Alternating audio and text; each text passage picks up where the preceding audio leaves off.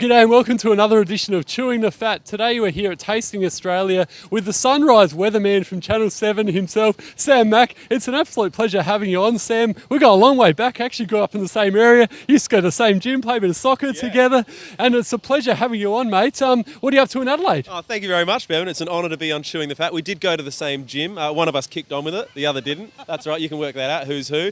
Mate, we've been showcasing Tasting Adelaide for Sunrise this morning. It's a great event. It's on until Sunday, so we've just had a heap of food this morning. The show ended with a lady doing the crab dance, which I'd highly recommend. You can check that out on my Instagram, Sam Mac Insta. But mate, I'm so excited to be on Chewing the Fat. I've watched quite a few of the episodes. I saw the Darren Lehman episode, and now here I am, face to face. It's kind of like I'm here on Parkinson, only the Adelaide version of. Oh, that's a huge plug. Thanks, mate. But got a long way to go before that level, but thank you, mate. Now, of course, you did recently a collaboration with Hans. Are you doing one with this time around in Adelaide as well? Not this time. Hans is actually currently in Vegas. He's too big for us now in Adelaide. He's moved on. He's like, see you, Adelaide. Bye, Hannies.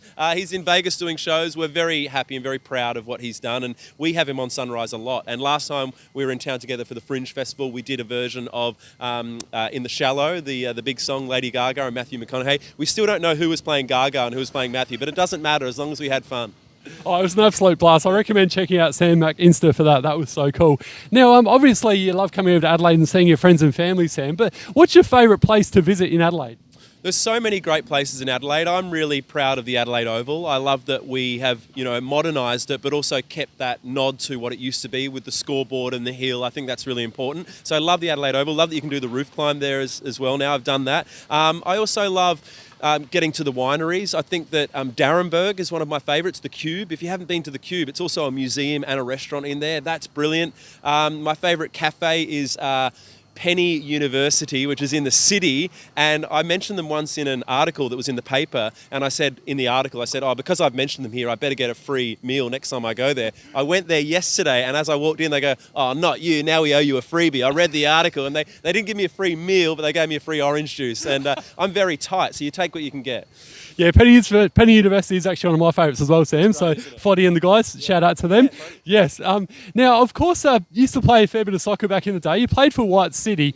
Now, you were famously subbed off at halftime by Milan Ivanovic in 2001. I have done my research. Talk us about that experience and how you've learned from that experience.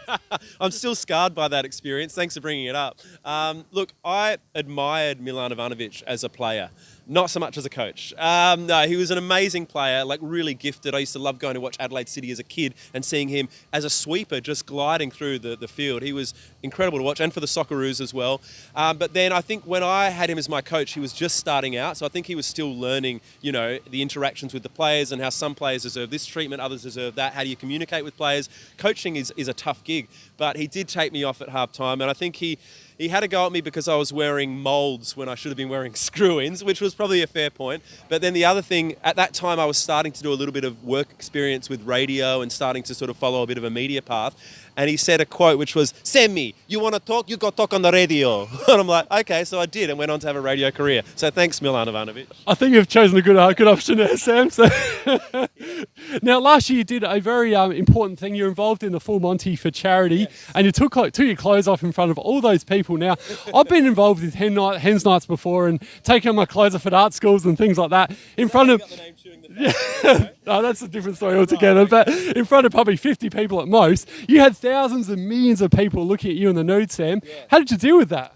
Look, it was pretty confronting, to be honest, and the main reason we did it was for men's health. It was to encourage men to go to the doctor, because men, there's still a stigma attached to it. Men are, I'll be right, she'll be right, and men are still like that. So particularly as they get older, if you get towards sort of 40s, 50s, it's important to just go and get checks. And that was the reason we did it. So there was a big motivation and cause behind it. I'm also very passionate about mental health, and I spoke about that on the show. I guess reminding people if they're struggling that there are organisations, I'm an ambassador or a Sam-bassador for Are You OK Day. So I promote organisations like that. So that's why I did it. Also, I mean, I just thought, I'm never going to be in better shape than I was at that point of time. I've been doing a lot of twerking in nightclubs, so I thought I need to show this on the big scale. So it was traumatic. I had a spray tan for the first time in my life. I had coconut oil all over my body. I found my first ab, singular, only one, but you've got to start on one and then build from there. Yep. But the response was incredible, and it's something that I don't think I'd ever do again, but I'm very proud of why we did it. And I created the hashtag #MagicMac, which at the time was available for hens parties. Very expensive though. You get what you pay for, Bevan. How much did you cost for a night?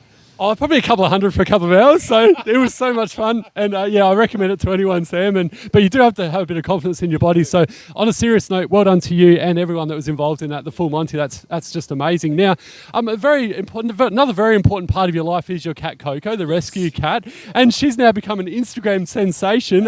How is she coping with this fortune and fame? Well, she is a real diva, and she has something known as resting bitch face, RBF, which is an incurable condition. She will have resting bitch face for the rest of her life, and she is a diva. But the thing about Coco is she was a big diva before she became famous, so she hasn't changed at all, really. And that's the reason I wanted to come on the show today to promote her Instagram, which is Life of Miss Coco.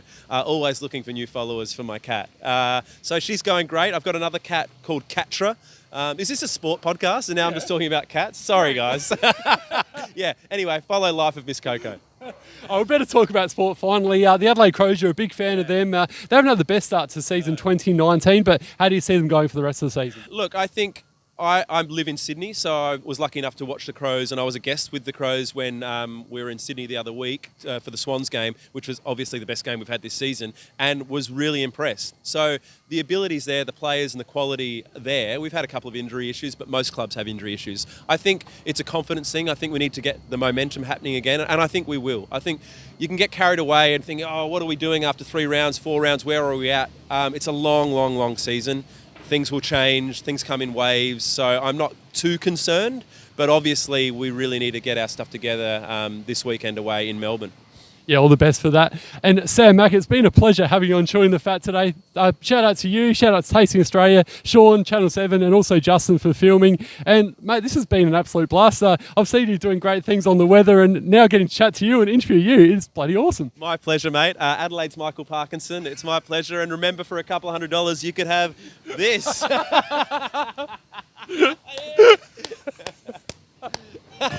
Good on you, mate.